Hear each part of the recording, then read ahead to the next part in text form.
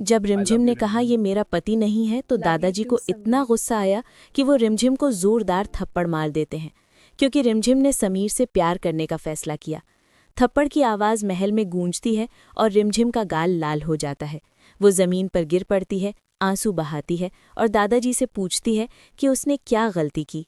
दादाजी का गुस्सा परिवार की इज्जत बचाने के नाम पर है, लेकिन अंदर से वो भी टूट रहा है। मोहिनी दूर से देख रही है और मुस्कुरा रही है। अब एक रो रहा है और दीदी को बचा रहा है।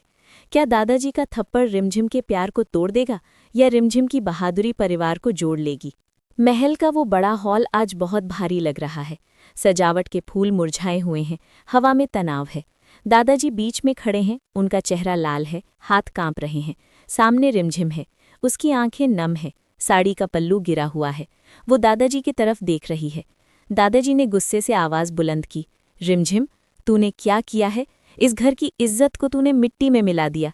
रिमझिम ने सिर झुकाया, उसकी आवाज़ कांप रही थी।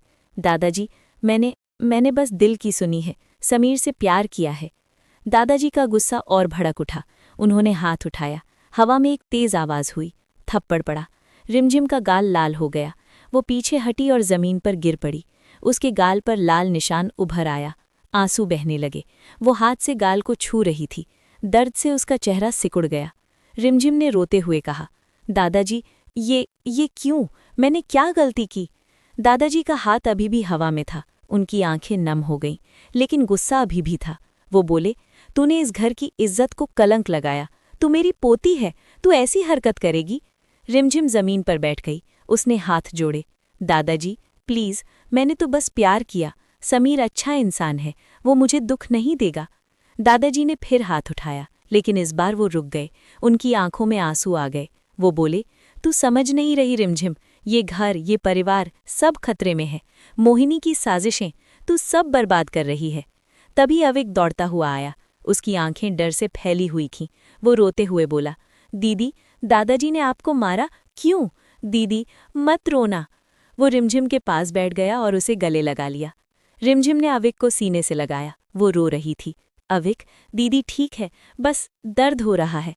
दादाजी पीछे हट गए, उनका चेहरा सफ़ेद पड़ गया। वो धीरे से बोले, मैंने क्या कर दिया? मोहिनी दरवाजे के पास खड़ी थी, उसके चेहरे पर मुस्कान थी। वो धीरे से फुसफुसाई, अब देखो रिमझिम, तुम्हारा परिवार भी तुम्हारे खिलाफ हो गया। रिमझिम ने मोहिनी को देखा, उसकी आंखों में आग जल उठी। वो उठी और बोली, मोहिनी, तुम्हारी साजिशें अब नहीं चलेंगी। दादाजी का गुस्सा तुम्हारी वजह से है, लेकिन मैं हार नहीं मानूंगी। दादाजी ने रिमझिम की तरफ देखा, उनकी आवाज़ कांप रही थी। रिमझिम, मैंने गलती की, लेकिन ये घर, ये इज्जत। रिमझिम रोते हुए दादाजी के पास गई। वो उनके पैर छूने लगी। दादाजी, मुझे माफ़ कर दो, मैं आपकी पोती हूँ।